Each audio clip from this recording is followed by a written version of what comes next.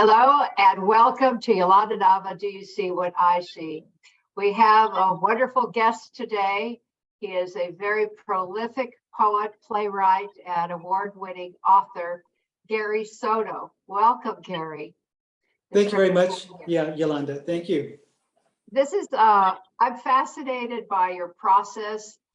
You won so many awards. You've written over 40 books, and you're still producing. You've done a libretto for an opera. You're moving into documentary and filmmaking. You're just a very creative literary giant. And so I am fascinated by that process. You started as a poet, didn't you? And what was it that inspired you to do that? Was that your first goal? Yes, it was 1972. I was at City College, Fresno City College, age probably 19 or 20 at the oldest. And I just for many years felt like there was a poet inside me, even though within our own household, there was no evidence that this was going to happen for me. But I liked literature and I liked music, and I told others that I'm so glad to have grown up during the generation of the British invasion, of Bob Dylan, of the Motown sounds. There was really very, for me, moving. Those songs, and almost like poetry songs, they kind of spoke to me. So I wanted to be a part of this, and that was started in 1972. Well, your poetry flows through your work in general, and the work of a poet is very challenging. I can write. I was a journalist, and I continue to write, books. But I started writing poetry in 2018, and it hasn't been published. I'd like to do that, but it's a very different process. What is it for you? How do you spark an idea, or how do you decide you're going to write about a particular theme? Well, my recent book, and I have to do sort of a show and tell. I'm sorry to do this to people, but it's called Downtime, and I just hold up this beautiful cover. Came out in April of this year. And Downtime is really a collection of poetry in which I challenge myself to write 100 poems in 100 days. I told myself this, and I told my wife that, and then I told a very good friend of mine who's my poetry editor, and he said, "Gary, that's a ridiculous idea, 100 poems in 100 days." And this was the beginning of daylight savings time, 2021. And so I challenged myself. And so I guess when you get older, you look around for inspiration to make something happen. And it did. I worked on a poem a day, if not 2 poems. And of the 100, I wrote 116 poems. And I think 43 worked for me. And they became the body of this book called Downtime. And I use the couch as a reference because I do a lot of my creative writing on the couch. Some people have offices, maybe they go for a walk, but for me, the comfort of a couch is everything. Now, are you sitting up or lying down? I'm not sure if I should tell the public that secret, but it's kind of slouching.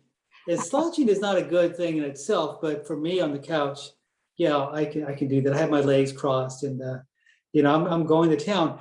And I think daily I would think, well, what am I going to write about? And it becomes that effort. I'm 71 now. And you're looking around for a subject, something to happen.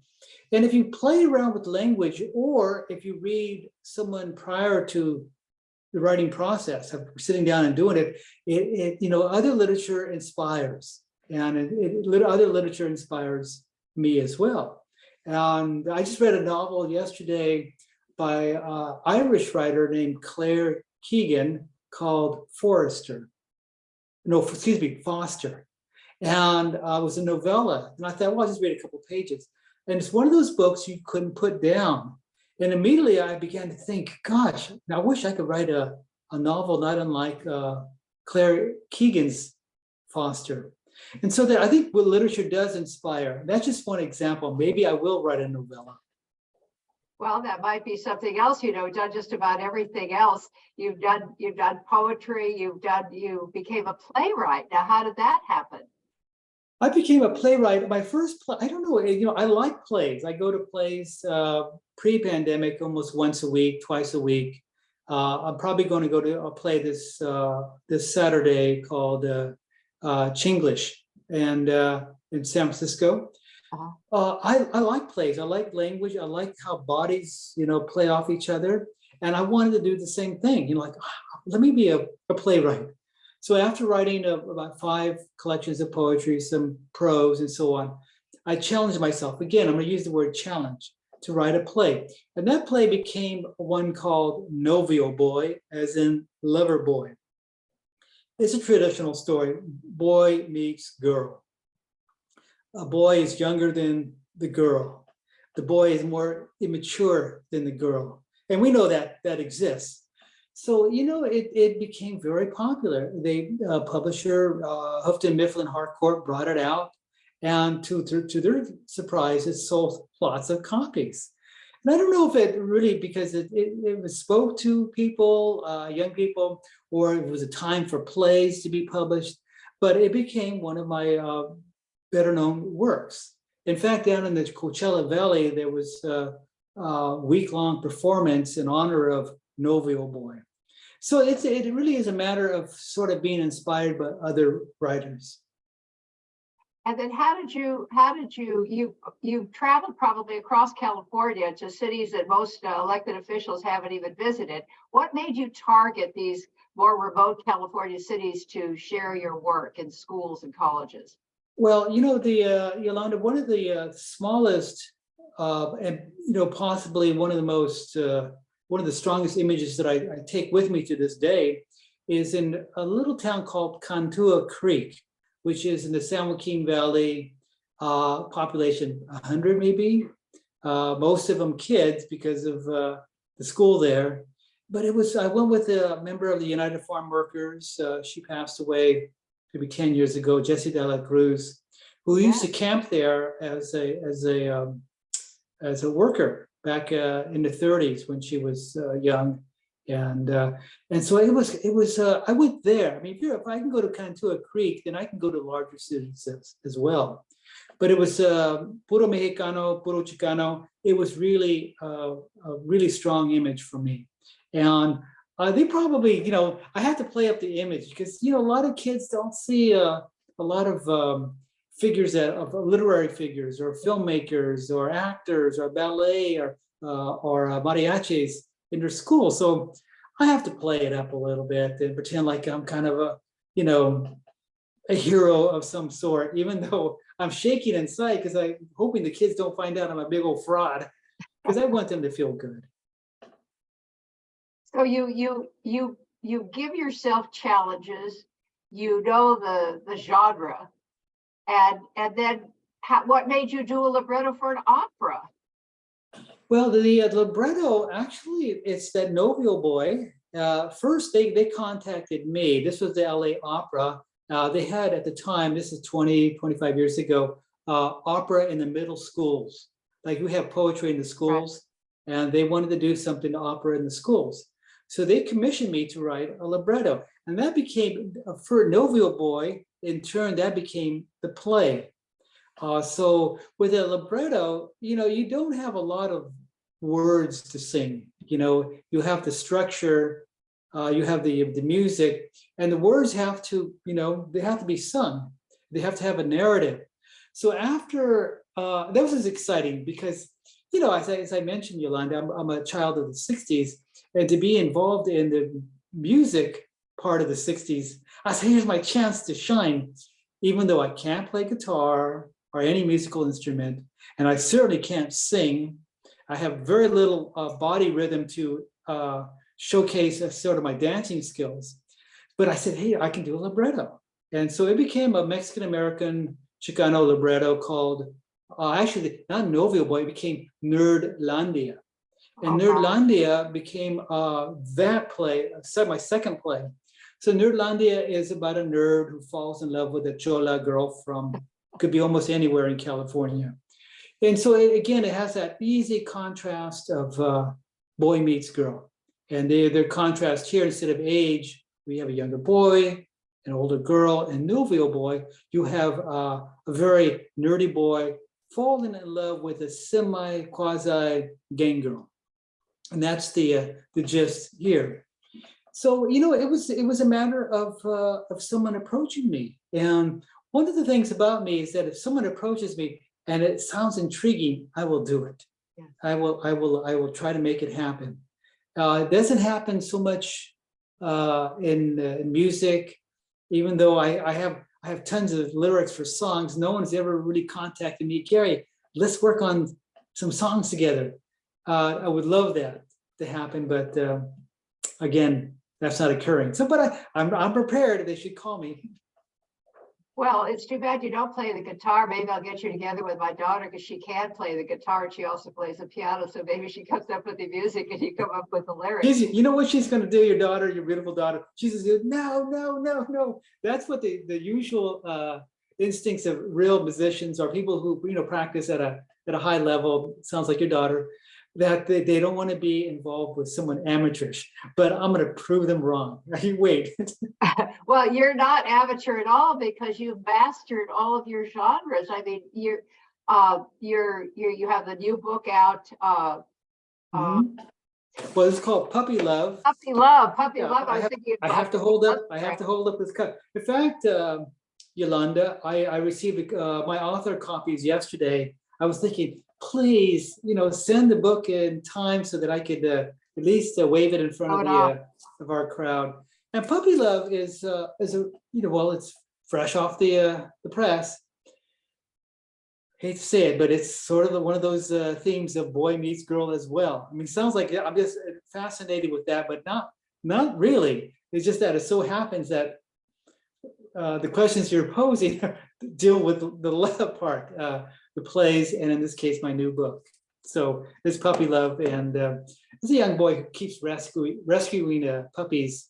And one of the girl, not one of the girls, but the girl in the novel gets one of the puppies just before she moves away.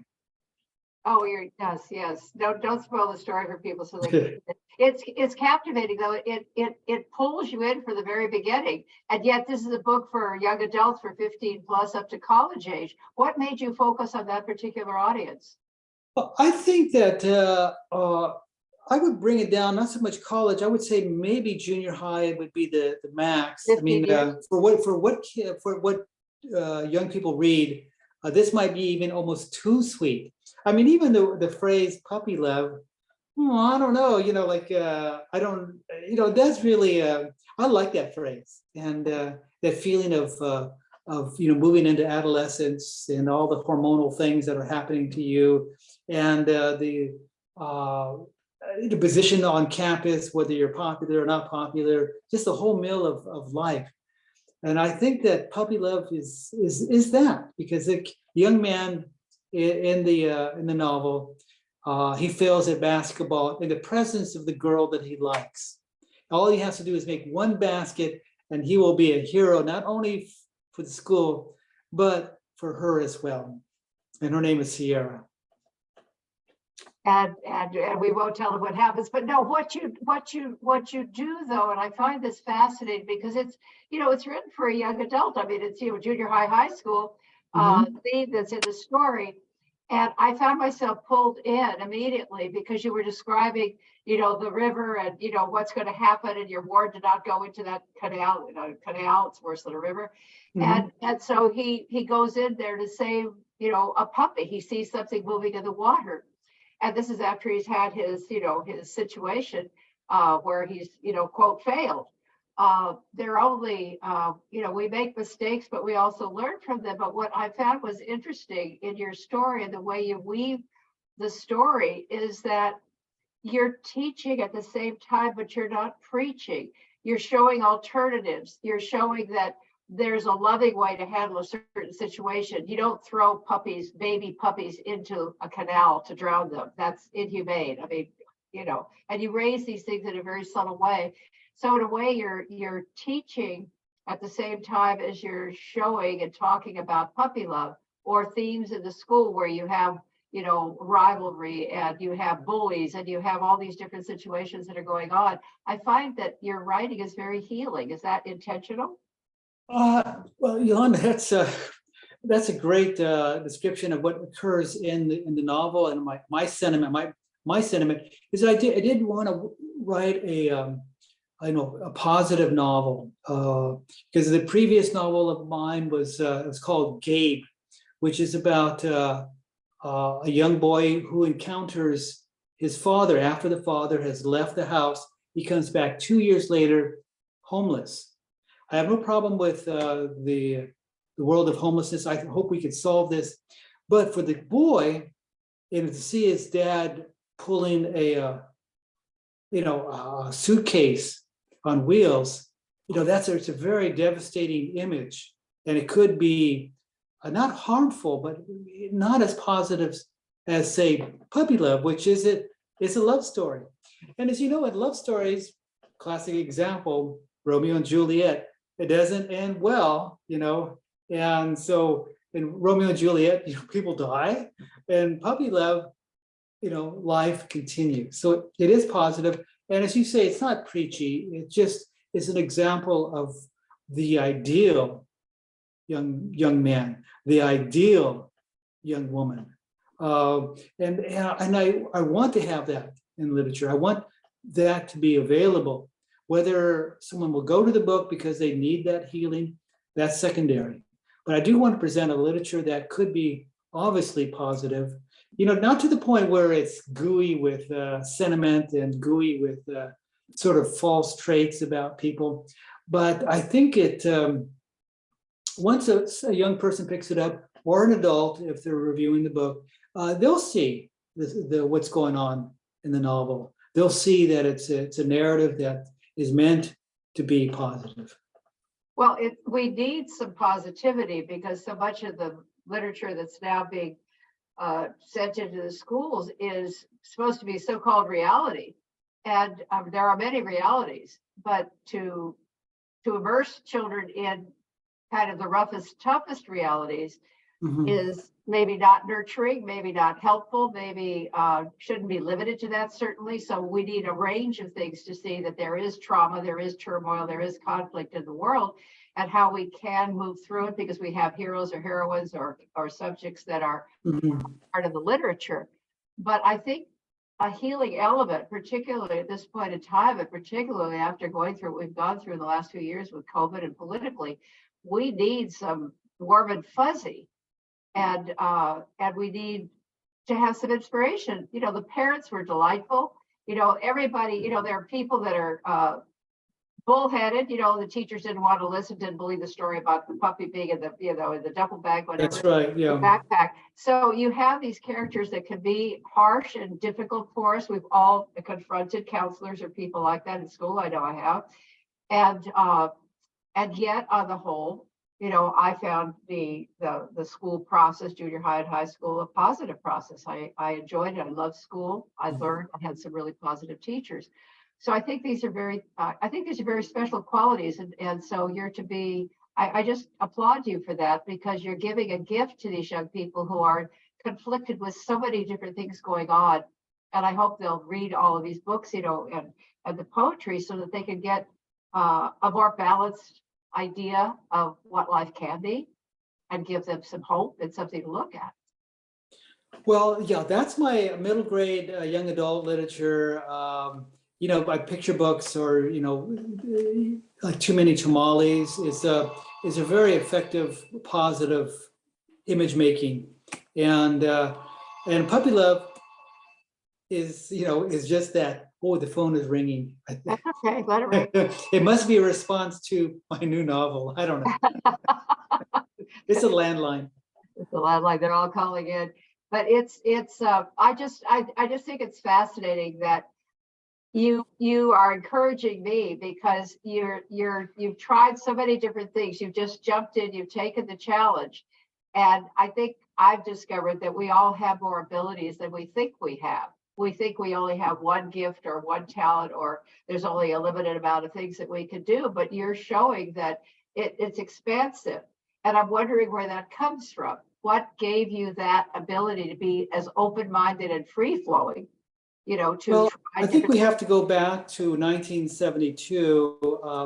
Yolanda, I graduated from high school with a very poor GPA, Roosevelt High School, 1.6 GPA, Ouch. which, indication is, man, this guy's not going anywhere. But this is 1970, the Vietnam War was on.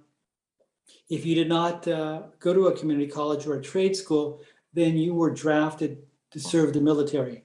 I have no problem with serving the military. I didn't do it, but others did do it. I went to City College in part because my older brother was there, and I thought, well, I may as well follow him along. And after 2 years of deferment, they called it, I went through the lottery. I never was not picked. And by then I was bitten by the bug called literature, in particular poetry. And for the first time, I think I was like, I woke up. I said that 1.6 GPA won't do it.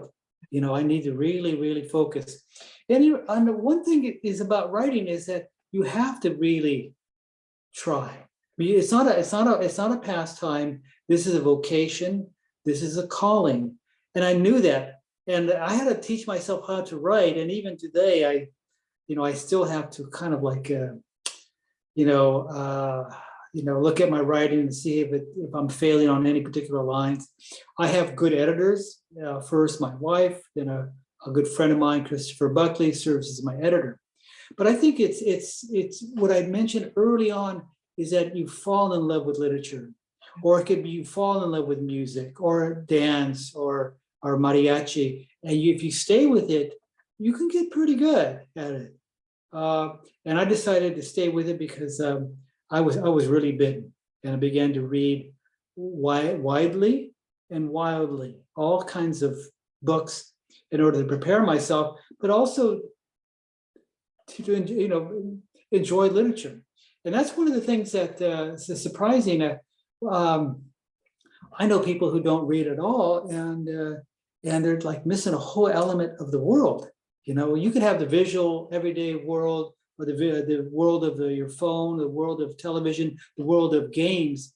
But if you don't have the world of literature, man, I just don't see how you could enjoy life, really. Had the world of ideas, Yes, that you're getting yes. different points of view, different places in the world. I find it interesting that you had your books have been translated into different languages, Hindi and Japanese and other Asian languages. How did that happen? Oh, who knows? One of the things about writing is that if a book might have an appeal beyond our country, the United States. There is a conference in Frankfurt, Germany, where books are sold and things are bartered literary wise. And so it just happened that a couple of my novels and short story collections, all of them, by the way, either young adult or middle grade, were sold to different publishers, Japanese, Italian, French, Spanish, and Korean. And I think there's one book in Hindi, which I've not seen. But so 6 languages, and I have the books, and I can read the Spanish one, but I can't read the other one. So it's still exciting to look at. Exciting. Yeah, they're exciting. And so somewhere in Japan, someone's read my books, and the word Fresno has come across, in their vocabulary. And I don't know what they think of Fresno, my hometown, but when Fresno comes up, they're going, gee, I have to visit that place. It sounds exciting. I said, please don't. Actually, Fresno is a great place. Excuse me for 1 second. I'm going to just take my watch it's malfunctioning. Okay. Okay. I think we, maybe a few more minutes, and then, we'll call it. But Fine.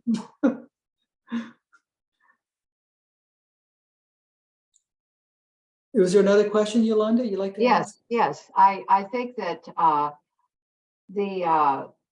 you also moved into a new genre of documentary and filmmaking, that you have a work in progress. It's a film, a feature full-length film. a couple of things are occurring, not so much documentary, but adaptations. I have a novel called Buried Onions. You could almost call it a documentary. Buried Onions is a novel set in Fresno, and it's working with a metaphor. This is kind of a really hard novel. Underneath Fresno, there's a layer of onions making everyone weep from life. As if you cut an onion in half, you breathe the fumes of it, it'll make you weep. So it's called Buried Onions.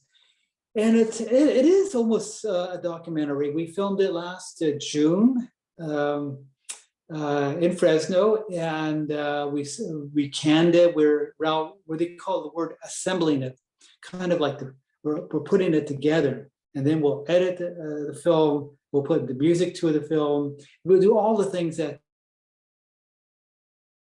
sharpen up some of the slow moments. It's right now it runs 150 minutes in length. In August we'll see where we are, and it's really a challenging work for everyone involved. We had a good crew, some people from Japan, Indonesia, Canada. We had talent from Fresno, talent from Ohio, talent from Colorado, the actors, everyone. And I wish I could pay every one of the actors what they deserved, but this is a truly an indie film, and it's going to look so gorgeous. It's going to speak to a lot of people. So we're in a stage right now of trying to shop it around. It's the film industry is could be kind of rough and unkind. I'll call it what it is. It's unkind at times. Otherwise, why would you have this strike right now going on down in Hollywood? Right. But it's I did a couple other short films. One called The Bike, and one called The Pool Party. But there's a joke in the film industry. You're either trying to get into film or you're trying to get out of film. It's kind of like, oh my God, this is it's too challenging. And so this is happening. And it's and the other things are happening, but I just can't say anything right now in the positive sense. It's happening for me, but it's so early. And filmmaking is getting Buried Onions prepared took a 2-year process. It was 2 years of writing the script, 2 years of arranging talent, of getting cast, getting locations, getting permits to film in Fresno, all these things, insurance, everything is it is really a hefty process. And so I am glad to be part of this, but we'll see what transpires with Buried Onions. We'll have a finished product probably in August, September at the latest. Well, you'll have audiences at film festivals, certainly.